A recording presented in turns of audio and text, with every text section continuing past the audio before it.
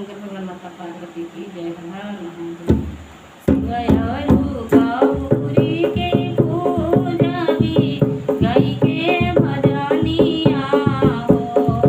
शिवयरु गौरी के पूजबी गाई के भजनिया हो।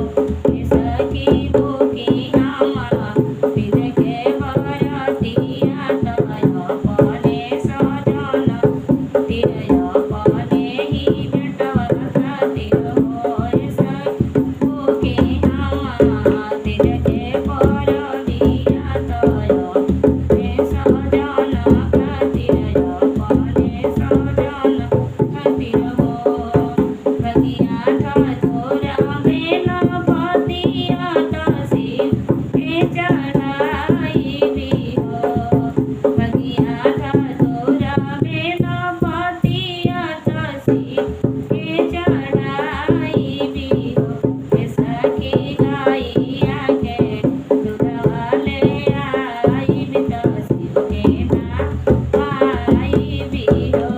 सखी गाइया के दूधवा ले आई भी शिवा के नहाई भी हो।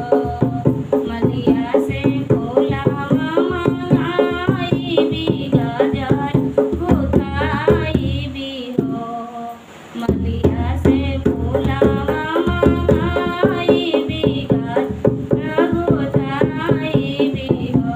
सखी गाजरा हम गौर के पहिराई भी पूजन कराई भी हो। सखी गाजरा हम गौर के पहिराई भी पूजन कराई भी हो। पूजन गौरी शिवा के चरनिया तरु अवजराई भी बतियानु। जय गौरी शिवा के चरनिया तरु जराई भी बतियानु।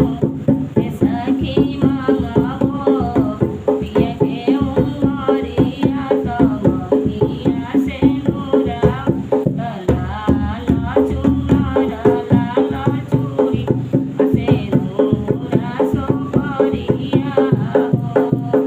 लाला चूड़ी